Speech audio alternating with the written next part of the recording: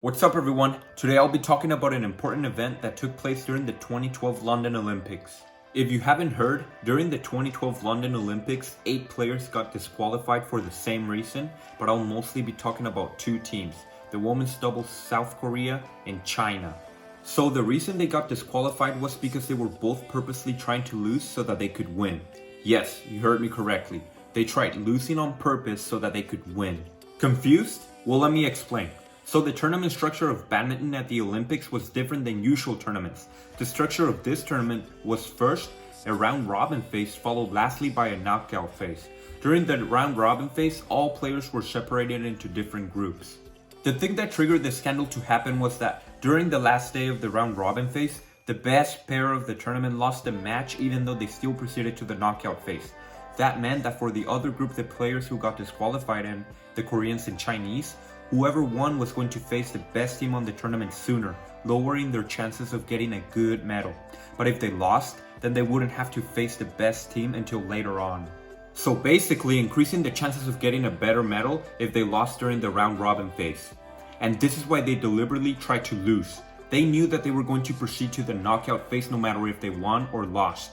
So they thought that it's better to lose since that means that they won't have to face the strong team until later on. Why is this important and why do I bring it up? Well, because it teaches us a very important lesson. It's not all about winning. I understand that when you're at the Olympics, your goal is to go for the gold medal. This is basically the goal of all the players.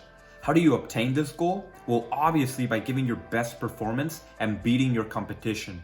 But if you're blinded by the end result, then you won't be able to perform at your best. In the case of the women's doubles pairs, they didn't even perform at all.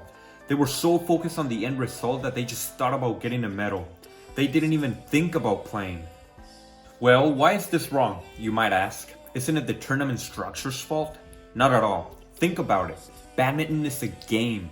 Games are meant to be played. There's no purpose to just winning and losing. It comes down to enjoying the moment and being your best while having as much fun as possible. What kind of sport or game is there without playing? Unfortunately, the players that got disqualified got so blinded by trying to win that they kind of hurt the integrity of badminton. Most of the people who were watching this game were so frustrated at the players. They paid money to see them perform at the Olympics, and in return, they just ended up seeing this. Now, it's not about pointing fingers here. You have to understand the reason of why they might have done this. Professional athletes are under tremendous pressure. Basically, sometimes the sport isn't fun anymore because it's just about fulfilling the expectations of others and their own expectations. It's just about the end results. Badminton was made to be enjoyed, and it just ceases to be fun when it's all about the result. There's a difference between being competitive and being controlled entirely by your ego. Real competition is when you're giving your best and your opponent does the same exact thing.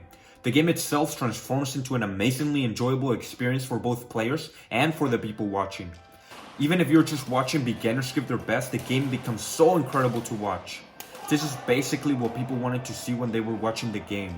And now, playing while being fully controlled by your ego is just a paradox. You're not really playing anymore. You're just completely stuck in your head just thinking about the end result. And that's essentially what people experienced when they saw both of those teams play. They weren't playing at all. I mean, just think about it for a second. Theoretically speaking, let's just say you're in a tournament and you win all your matches because either your opponents forfeited the match because of injuries or just because they didn't show up. So you didn't really play at all, but hey, you won the whole tournament. Congratulations. Or let's say that instead of that happening, you played your matches amazingly. Your opponents were so tough and they gave you such a challenging experience. When you were playing, nothing else existed because you were completely submerged into the game. You didn't win the tournament, but you completely enjoyed your games. They left you with a blissful feeling. And the people who watched your games couldn't stop talking about them because they were just so incredible. Now, what would you rather experience? The winning example or the enjoyable example? Be honest, there's no shame at all in choosing the winning example. Let's just reflect on that though. You'd rather win even though you didn't play because winning matters that much to you? But maybe it's not winning that you seek, but instead it's just self-validation. Maybe deep down you feel like you're not enough and winning will make you feel good enough. I mean, don't take me the wrong way. I'm not saying wanting to win is bad and then you shouldn't want that. No, it's totally okay. It's amazing to have goals and you should do your best to achieve them. Wanting to win is a great motivator for you to reach your goals. And once you have achieved your goals, it is very satisfying. Yes, winning is satisfying. But when winning is all that matters and that's the only thing in your mind, then trust me, you won't be playing at your best. You might not even want to play at all. So how are you even gonna achieve your goals in the first place? When you have a winning is everything mindset, playing badminton isn't fun anymore. You're just looking for end results without enjoying the game.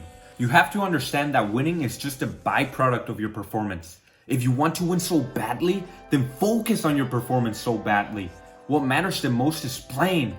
Always remember the real reason of why badminton was created. It was created to be enjoyed. It was created to be played. So play your best game.